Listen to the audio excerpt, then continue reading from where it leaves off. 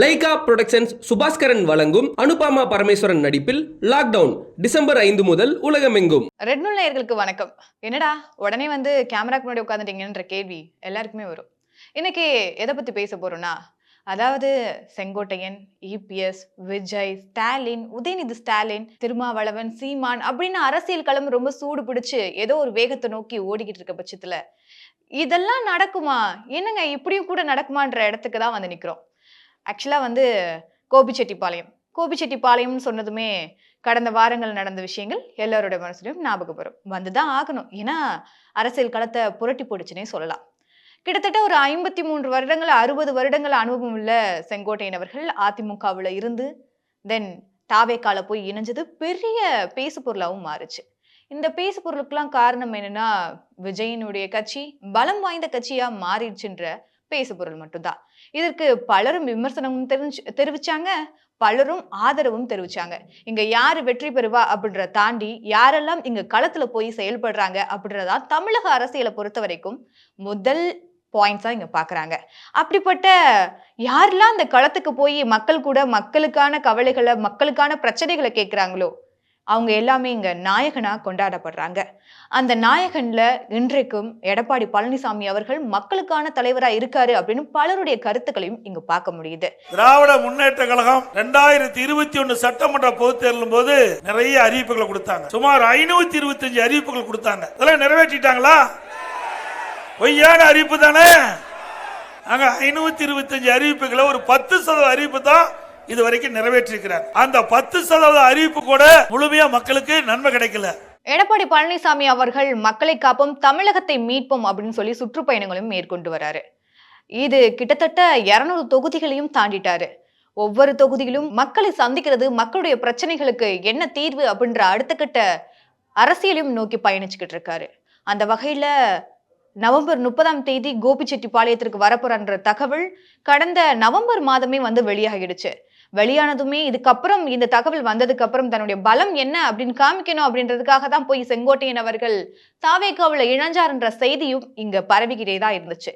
இதெல்லாம் தவிடுபடி ஆகுமா, இந்த கேள்விகளுக்கெல்லாம் பதில் கிடைக்குமான்னு கேட்டா நவம்பர் 30ஆம் தேதி இபிஎஸ் அவர்களுடைய பேச்சு தான் இங்கு அதுக்கான வார்த்தைகளின் வீச்சால மட்டும்தான் அவர் இதற்கெல்லாம் பதில் சொல்லுவார். இது தாவேக்காக்கு மட்டும் பதிலடியா இருக்குமா, செங்கோட்டையனுக்கு மட்டும் பதிலடியா இருக்குமா, இல்ல திமுகக்கு பதிலடியா இருக்குமா அப்படின்றத இபிஎஸ் அவர்கள் நவம்பர் 30ஆம் தேதி கோபிச்செட்டிப்பாளையத்துல பேசுறத வச்சுதான் நம்மளுடைய எல்லாருடைய யூகங்களுக்கான கேள்விகளுக்கான பதிலும் தெரியும். அது மட்டும் இல்லாம கோபிச்செட்டிப்பாளையத்துல கிட்டத்தட்ட 40 வருடங்களுக்கு முன்னாடி எம்ஜிஆர் அவர்கள் அதே இடத்துல இபிஎஸ் போலவே உரையை நிகழ்த்திருக்காரு அப்படின்ற ஒரு வரலாற்று சிறப்புமிக்க செய்தியும் இங்க பார்க்க முடியுது.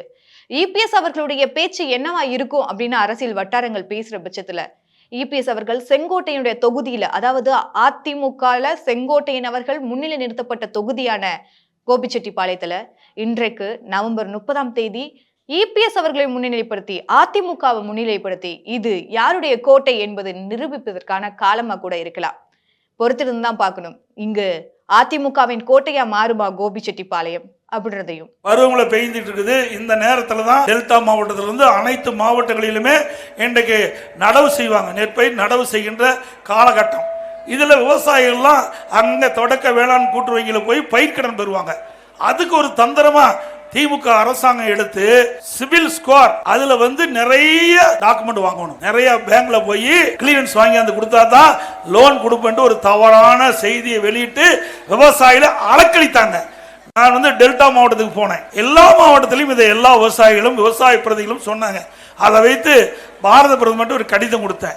என்னங்க நீங்க டெல்லியில் இருக்கிற அரசாங்கம் தான் இப்படி செய்யுதுன்னு சொல்லு, தவறான பரப்பி பயிர்ப்பான உடனே நேற்றைய தினம் அதுக்கு ஒரு அறிக்கை விட்டுட்டாங்க. நேற்றைய தினம் உடனே திமுக அரசாங்கம் ஏற்கனவே என்ன முறையில் பயிர்க்கடன் பெற்றீங்களோ அதே முறையை பின்பற்றலான்ட்டு. ஆக அனைத்து இந்திய அண்ணா திராவிட முன்னேற்ற கழகம் இந்த விவசாயியுடைய பிரச்சனையை முன்னிறுத்தி செய்த காரணத்தினால் பாரத பிரதமர் அவர்கள் இன்றைக்கு திருச்சிக்கு வந்த பொழுது நான் நேரடியாக கொடுத்ததின் விளைவு இன்றைய தினம் அதை ரத்து செஞ்சிட்டாங்க. சிவில் ஸ்கோர் ரத்து செஞ்சு விட்டு நீங்க பழைய மாதிரியே பயிர்க்கடன் பெறலான்ட்டு சொல்லி இருக்கிறாங்க.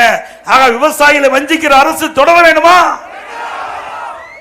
பத்திரிகையாளர்களின் தகவல் படி இபிஎஸ் அவர்கள் செங்கோட்டையன் அவர்களை தாக்கி பேசுவாரு. இது செங்கோட்டையனுடைய கோட்டை இல்ல, அதிமுகவின் கோட்டை, அதிமுகவின் ஓட்டுகள் தான் இங்க இருந்துச்சு அப்படின்ற விஷயங்களையும் பேசுவாரா என்னன்னு தெரியல. ஆனா பேசுற பட்சத்துல செங்கோட்டையனை முழுவதுமா இக்னோர் பண்ணி, அதாவது அவரை ஒரு இடத்துல கூட தாக்கி பேசாம மக்களுக்கான பிரச்சனைகள் குறித்து மட்டுமே இபிஎஸ் அவர்கள் பேசுவாங்கன்ற தகவலையும் இங்க சொல்றாங்க.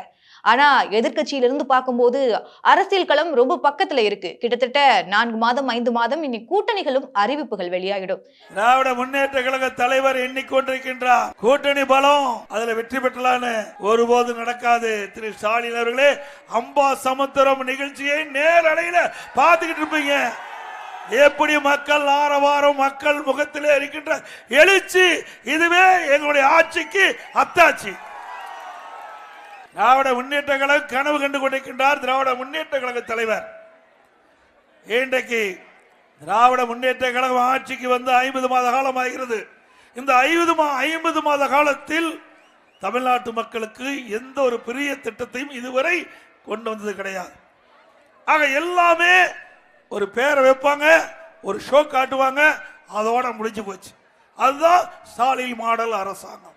ஒரு பக்கம் பாஜக அதிமுகவோட கூட்டணி ஒரு புறம் இருந்தாலும் கூட இங்கு மேலிடம் என்ன சொல்லுதோ அததான் அதிமுகவில் இருக்கக்கூடிய இபிஎஸ் அவர்கள் செய்யறாரு அப்படின்ற தகவலையும் இங்கு செய்திகளையும் மேலோட்டமா அவர் மேல வைக்கக்கூடிய விமர்சனங்களையும் பார்க்க முடியுது.